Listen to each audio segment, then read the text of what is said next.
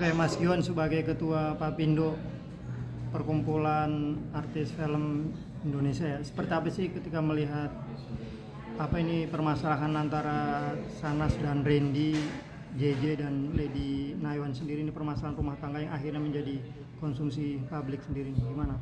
Ya, kalau kita lihat fenomena seperti ini sebenarnya fenomena yang harusnya ditutup. Artinya rumah tangga itu kan sifatnya harus ditutup, tidak boleh ada aib. Tapi ketika yang masuk ada public figure itu berbeda. Artinya menjadi proyeksi masyarakat.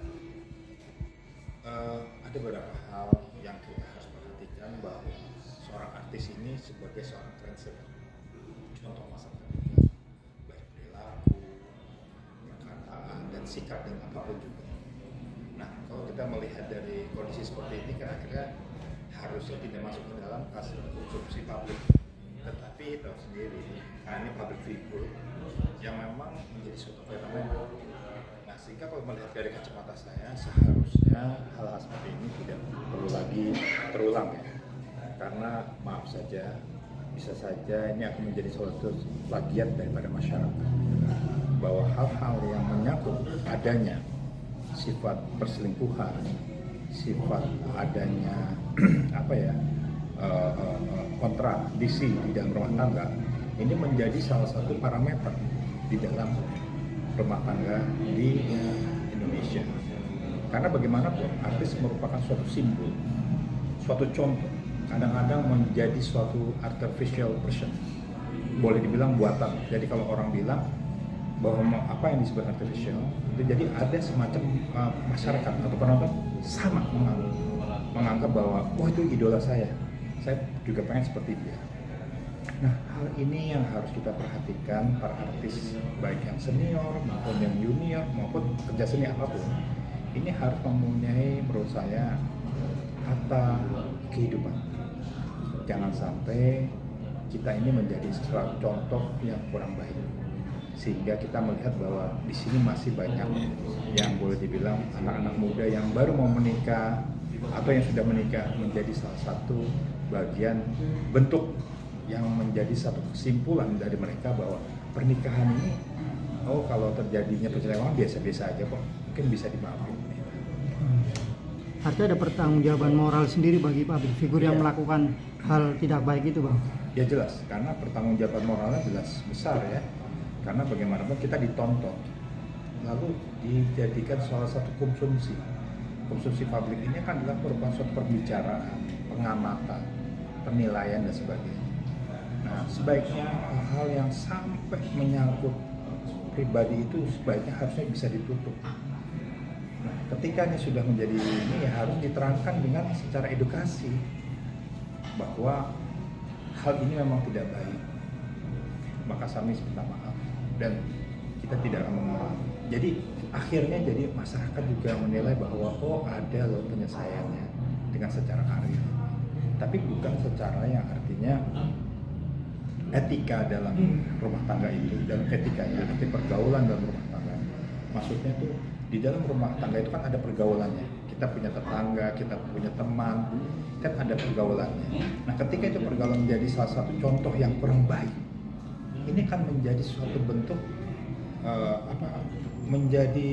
boleh dibilang menjadi suatu tagline yang nantinya akan menganggap bahwa perselingkuhan itu biasa aja. Ini berbahaya. Bang, artinya kedua pelaku juga harus berani, Bang, artinya mengakui kesalahan dan meminta maaf kepada masyarakat dan yang dikorbankan, keluarga yang dikorbankan, Bang. Ya kalau memang merasa bersalah ya harus melakukan pernyataan, dan kecuali tidak melakukan kesalahan dia juga harus melakukan juga pembelaan, karena tidak bisa kita menganggap bahwa selalu apa yang dikatakan itu kan harus ada pertanggungjawaban. Kan kita juga aja praduga tak bersalah, jangan orang menduga secara bully, entah secara apa ya, maaf saja misalnya netizen menganggap bahwa hal ini begini, nggak bisa juga, harus mendengar cerita itu dua arah, nggak satu arah. Nah, ini yang harus diadopsi sama-sama. Yang paling penting adalah komitmen memberikan pernyataan bahwa hal ini memang kurang baik dan jangan sampai dilakukan, sehingga ada suatu edukasi untuk para anak-anak muda atau yang sudah nikah bahwa hal-hal ini memang dilarang. Bang, keduanya kan udah secara nggak langsung dia mengakui bang. Nah berarti perlu nggak sih bang si laki-laki juga harus minta maaf ke pihak suaminya, terus si perempuan juga minta maaf kepada pihak istrinya yang sama-sama diselingkuhin gitu. Perlu nggak bang mereka bang? Tergantung itu dari, kalau menurut saya itu masalah ranah pribadi. Karena hal itu secara umum, secara ketimuran harusnya begitu, gentle. Bahwa saya melakukan kesalahan, saya minta maaf. Dan itu diatur juga dalam hukum agama, gitu ya. Khususnya di agama Islam.